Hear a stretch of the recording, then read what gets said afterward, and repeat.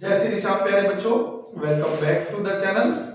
तो बेटा आज की क्लास में हम लोग स्टार्ट करेंगे दोबारा से एक और नया क्वेश्चन पेपर अपना इकोनॉमिक्स 12th का। ठीक है, देखिए मेरे अपनी पूरी कोशिश है कि जो आपकी एमसीक्यूज की जो प्रॉब्लम्स हैं, जो क्वेरीज हैं, जो डाउट्स हैं, उनको मैं दूर कर पाऊं। मुझे जो लगता है ना वो सबसे बड़ी प्रॉब्लम आ रही है हमारे बच्चों के साथ एमसीक्यूज में। जो डिस्क्रिप्टिव है वो तो हम लोग लिख ही देंगे, बट जो एमसीक्यू है वो बच्चों के लिए सबसे ज्यादा बड़ी प्रॉब्लम्स क्रिएट करता है। ठीक है, तो आई होप कि जो मैं वीडियोस बनाता हूं, जो आपको एमसीक्यू समझाने की कोशिश कर रहा हूं, वो आपको बहुत हेल्प कर रहे होंगे बेटा। अगर आपको वीडियोस अच्छी लग रही है, पसंद आ रही है बेटा, तो उनको अपने दोस्तों के साथ भी शेयर करें, उनकी भी थोड़ी सी हेल्प हो जाएगी और नो डाउट मेरी हेल्प तो हो ही जाएगी। ठीक है बेटा, तो स्टार्ट करते हैं अपनी आज की क्लास। ठीक है, देखिए जो क्वेश्चन नंबर 1 है बेटा, उसमें पूछा गया है which goods will not pass through any further stage of production। Option A intermediate goods, option B final goods, option C consumer goods और ऑप्शन डी प्रोड्यूसर गुड्स। ठीक है, तो यहां पे जो करेक्ट आंसर है बेटा क्वेश्चन नंबर 1 का, वो है option B, that is final goods. ठीक है, देखिए इस क्वेश्चन में सिंपल सा ये पूछा गया है कि वो कौन सी गुड्स हैं जिनको अब और दूसरी गुड्स को प्रोड्यूस करने के लिए यूज नहीं किया जा सकता। तो वो गुड्स होती है बेटा फाइनल गुड्स, क्योंकि फाइनल गुड्स जो है that is ready to use, और अल्टीमेटली जब वो तैयार हो जाती हैं तो उनको केवल कंजप्शन या इन्वेस्टमेंट के लिए यूज किया जाता है, उनको आगे दूसरी गुड्स को प्रोड्यूस करने के लिए यूज नहीं किया जाता। ठीक है, तो इसमें जो फर्स्ट का जो पहला क्वेश्चन है बेटा वो है, उसमें आंसर आएगा फाइनल गुड्स। अब यहां पर एक और भी क्वेश्चन पूछा गया है, ऑप्शन पूछा गया है, लिखा है real gross domestic product is the GDP measured at. Option A constant price, option B factor cost, option C market price और ऑप्शन डी मार्केट कॉस्ट। तो इसमें जो करेक्ट आंसर है बेटा, ठीक है, रियल जीडीपी का, वो है ऑप्शन ए, वो है ऑप्शन ए। ठीक है, दैट इज कांस्टेंट प्राइस, और इसी का एक दूसरा भी नाम है बेस ईयर प्राइस। ठीक है, यहां पे हम दो तरीके का जीडीपी स्टडी करते हैं बेटा, एक होता है रियल जीडीपी और एक होता है nominal GDP. Real GDP is the value of GDP which is measured eight base year price और कांस्टेंट ईयर प्राइस। ठीक है, या कांस्टेंट प्राइस। ठीक है, जो नॉमिनल जीडीपी है बेटा, nominal GDP is the GDP which is measured at current year price.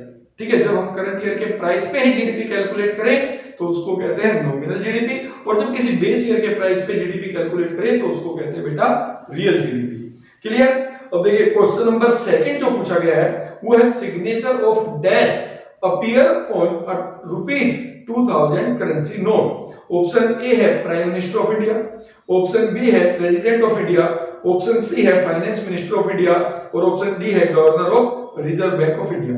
अब देखिए इस तरीके के क्वेश्चन में थोड़ा सा प्रेजेंस ऑफ माइंड भी रखें। अगर मान लीजिए किसी वजह से आपको आंसर नहीं पता है तो आप क्या करते हैं, आप देखिए जब आप एग्जाम देने जाएंगे तो वहां पे भी जो आपका सेंटर है, वहां पे आपका जो पैसा है वो तो सेंटर नहीं रखवाता आपसे बाहर। ठीक है, बाकी चीजें रखवा सकता है, तो आपके जेब में रुपए रखे होंगे, आपकी जेब में आपके पैसे रखे होंगे, तो उनमें से कोई भी नोट निकाल कर देखिएगा और उस पर चेक कीजिएगा कि किसके साइन वहां पर नोट पर हो रखे हैं, वही साइन हर नोट पर चलते हैं। तो इसमें जो करेक्ट आंसर है बेटा क्वेश्चन नंबर 2 का, आई थिंक आप सबको पता होगा। ठीक है, वो है option D, that is governor of RBI, reserve Bank of India के जो गवर्नर होते हैं बेटा, उसके सभी जितने भी नोट्स प्रिंट होते हैं उस पर सिग्नेचर होते हैं। ठीक है, अब क्वेश्चन नंबर 3 में देखिएगा, पूछा गया है बेटा विच of the following is not the function of central bank. अब यहां पे ध्यान ही रखा है कि भाई नोट पूछा गया है, कौन सा नहीं है। Option A banking facilities to government, option B banking facilities to public, option C lending to government और option D lending to commercial bank. ठीक है, तो इसमें जो क्वेश्चन नंबर 3 है, आपका जो करेक्ट आंसर होगा बेटा वो होगा option B, banking facilities to public.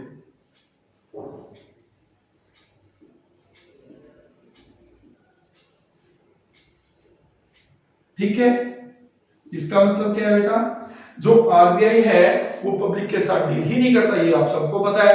ना तो बैंकिंग जो है पब्लिक से डिपॉजिट एक्सेप्ट करता है और ना ही पब्लिक को उधार देता है। तो यानी आरबीआई का या रिजर्व बैंक का, सेंट्रल बैंक का पब्लिक के साथ कोई लेन देन नहीं होता है। इसलिए जो करेक्ट आंसर है वो है बेटा बैंकिंग फैसिलिटीज टू पब्लिक। ठीक है, अब देखिए क्वेश्चन नंबर 4 पूछा गया है, export of goods and services from India to US would mean outflow of foreign exchange from India. ठीक है, कि जो हम एक्सपोर्ट करते हैं कहां पे, यूएसए में, ठीक है, या यूएस में, तो उससे हमारे पास हमारा जो फॉरेन एक्सचेंज है वो आउटफ्लो होगा, हमारे पास से फॉरेन एक्सचेंज जाएगा। अरे भैया जाएगा नहीं, आएगा।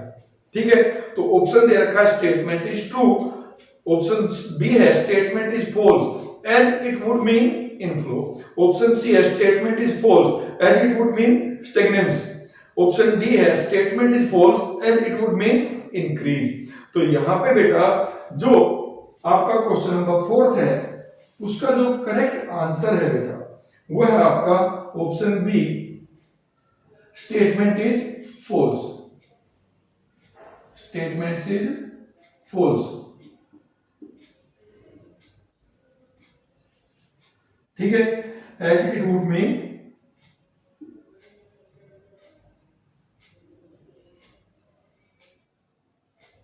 Inflow of foreign exchange.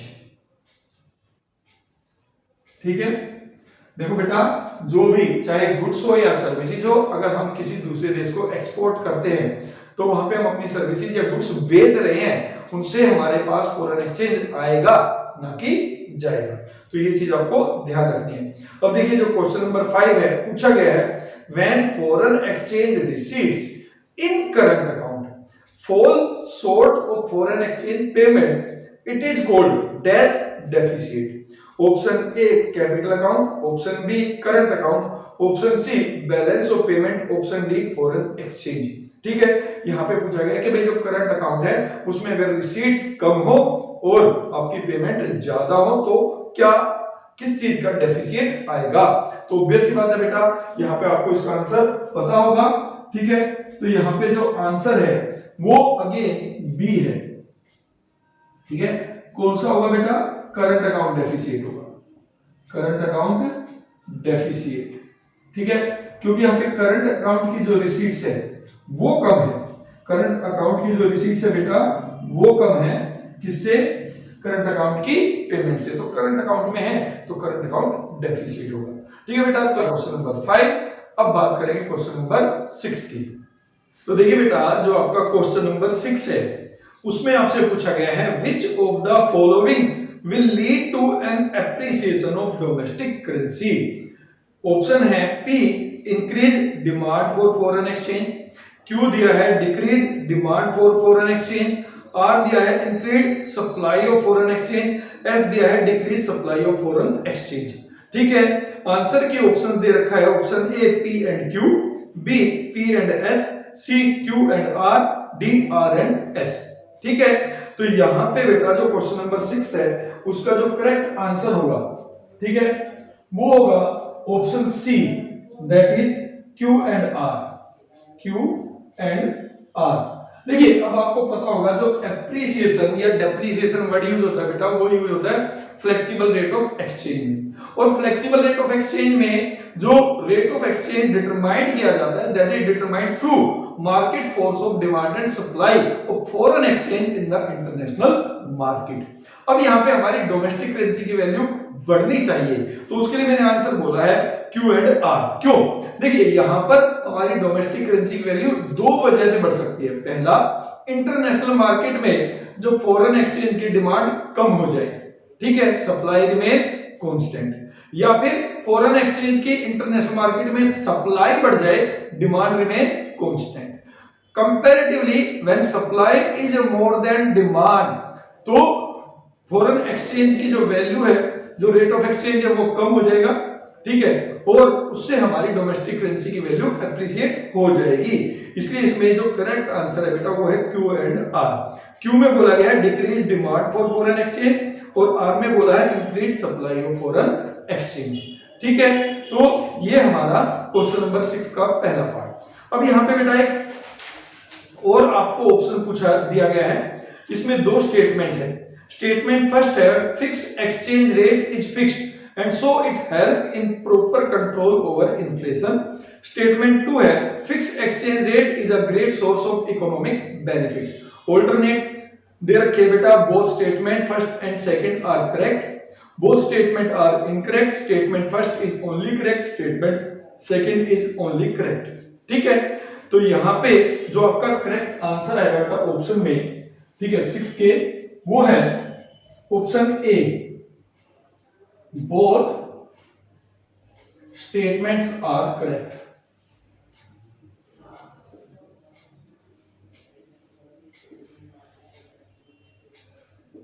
ठीक है, अब देखिए ऐसा क्यों, देखिए जो फिक्स रेट ऑफ एक्सचेंज है वो फिक्स होता है, ठीक, और it is determined by the government. तो जब इकोनॉमी में इन्फ्लेशनरी या डिफ्लेशनरी सिचुएशंस आती है तो गवर्नमेंट क्या करती है, इसमें इंटेंसली चेंज करके उस सिचुएशंस को कुछ हद तक कंट्रोल कर सकती है।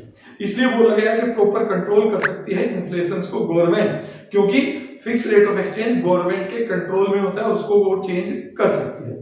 Fix exchange rate is great source of economic benefit, और ऑब्वियस सी बात है बेटा, through fix rate of exchange जब गवर्नमेंट इंस्टेबिलिटी या इकोनॉमी में जो इन्फ्लेशन या डिफ्लेशन की सिचुएशन है उसको कंट्रोल कर लेगी, तो it will help in the economic benefit also. ठीक है, तो ये था बेटा हमारा क्वेश्चन नंबर 6। अब बात करेंगे क्वेश्चन नंबर 7 की, राइट। अब देखिए जो क्वेश्चन नंबर 7 है उसमें पूछा गया है equilibrium level of income output is established when option A AS is equal to AD, option B C is equal to I, option C S is equal to Y, option D none of these। ठीक है, इस तरीके के question को पढ़कर तो बेटा आप सब लोग खुश हो जाते होंगे, ठीक है, क्योंकि बड़ा इजी सा क्वेश्चन होता है, और इसमें जो करेक्ट आंसर है वो है option A, that is AS is equal to AD। ये तो आप सबको पता ही होगा कि भाई जो इक्विलिब्रियम लेवल ऑफ इनकम और आउटपुट है वो कहां पे एस्टैब्लिश्ड होता है, जहां पर हमारा aggregate supply desire output is equal to aggregate demand, यानी डिजायर कंजम्पशन या डिजायर एक्सपेंडिचर। ठीक है, इसलिए करेक्ट आंसर होगा बेटा option A, AS is equal to AD। अब इसी में बेटा एक और ऑप्शन भी है, पूछा गया है income employment equilibrium is attained when. Income equilibrium, employment equilibrium कहां पर आएगा, option A AS is equal to AD, option B C is equal to I, option C S is equal to Y, और option D I is equal to S। ठीक है, तो इसमें मेरे accordingly ये जो है आपका A और D दोनों करेक्ट होने चाहिए बेटा। ठीक है, A और D दोनों करेक्ट होने चाहिए इसमें, A एंड D। हालांकि इसमें इस तरीके की कोई ऑप्शन नहीं है, क्योंकि यहां पर AS is equal to AD भी दे रखा है और I is equal to S भी दे रखा है, यानी SI अप्रोच और AD AS अप्रोच। ठीक है, वो आपको बता दिया कि इक्विलिब्रियम लेवल कहां पे अटेन होता है, और उसकी कंडीशन ये है कि AS is equal to AD होना चाहिए और I और S एक दूसरे के इक्वल होना चाहिए, तो ये दोनों होना चाहिए, बट इसमें इस तरीके की कोई ऑप्शन नहीं है। ठीक है, अब देखिए क्वेश्चन नंबर 8, इसमें पूछा गया है AD increase the level of, option A है एम्प्लॉयमेंट, ऑप्शन बी है एग्रीगेट सप्लाई, ऑप्शन सी है इनकम, ऑप्शन डी है नन ऑफ दीज। ठीक है, तो यहां पे जो क्वेश्चन नंबर 8 है इसका जो करेक्ट आंसर आएगा बेटा वो आएगा ऑप्शन ए। ठीक है, एम्प्लॉयमेंट, एम्प्लॉयमेंट, क्योंकि बेटा हम जो थ्योरी पढ़ते हैं वो केन्स की थ्योरी है, और केन्स की थ्योरी में जो एक्टिव कंपोनेंट्स है जो इकोनॉमी में इक्विलिब्रियम लाने में हेल्प करता है वो है AD। अगर इकोनॉमी में AD बढ़ता है मतलब एग्रीगेट डिमांड बढ़ेगा, ठीक है, तो इसका मतलब है लोग अपनी इनकम का ज्यादा हिस्सा खर्च कर रहे हैं, और उस बढ़ी हुई डिमांड को पूरा करने के लिए इकोनॉमी में लेवल ऑफ आउटपुट बढ़ाना पड़ेगा, और जब लेवल ऑफ आउटपुट बढ़ेगा तो बेटा आपका एम्प्लॉयमेंट भी बढ़ेगा। ये बात आपको समझनी पड़ेगी, यानी AD बढ़ेगी तो ही एम्प्लॉयमेंट बढ़ेगा। अब देखिए क्वेश्चन जो नंबर 9 है उसमें एजर्शंस और रीजंस का क्वेश्चन है। एजर्शन है government increase tax in order to correct the problem of excess demand. Reason दिया है when taxes are increase it reduce the purchasing power of the public thus reducing the aggregate demand। ठीक है, फिर वही चार option है बेटा, both assertion and reason are true, reason is the correct explanation, B में reason is not the correct explanation, C में assertion is correct, reason is false, D में assertion is false, reason is true. ठीक है, तो यहां पे जो correct answer होगा बेटा क्वेश्चन नंबर 9 का वो है option A, both assertion and reason are true and reason is the correct explanation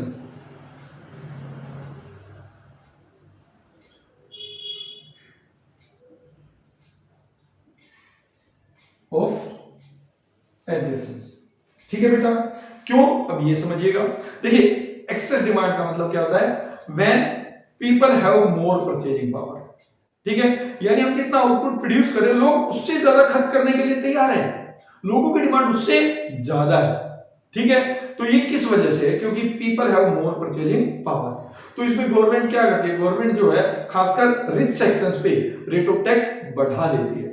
ठीक है, रेट ऑफ टैक्स बढ़ाने का मतलब क्या होता है कि अब उनको अपनी इनकम का पहले की तुलना में ज्यादा पैसा गवर्नमेंट को टैक्स के रूप में पे करना पड़ेगा, जिसकी वजह से उनकी परचेजिंग पावर कम हो जाएगी, और जब परचेजिंग पावर कम होगी तो धीरे धीरे बेटा जो एग्रीगेट डिमांड बढ़ रही थी, यानी सिचुएशन ऑफ एक्सेस डिमांड थी, वो धीरे धीरे कंट्रोल होनी शुरू हो जाएगी। इसलिए बेटा एजर्सन्स और जो रीजन है वो बिल्कुल दोनों पूरी तरह से सही है। क्लियर। अब देखिए यहाँ पर जो क्वेश्चन नंबर 10 है वो भी एजर्सन और रीजन का ही है। पूछा गया है aggregate demand refers to planned purchase of goods and services during a year. Reason दे रखा है AD is the sum total of expenditure that the people plan और desire to incur on purchase of goods and services produced in an economy during an accounting year. Alternative दे रखे हैं both assertion and reason are true, reason is the correct explanation, B में reason is not the correct explanation. ठीक है, और C में assertion is correct, reason is false. ठीक है, डी में एजर्सन इज फॉल्स और रीजन इज ट्रू। ठीक है, तो यहां पे जो करेक्ट आंसर होगा बेटा क्वेश्चन नंबर 10 का वो होगा option C, option C that is assertion is true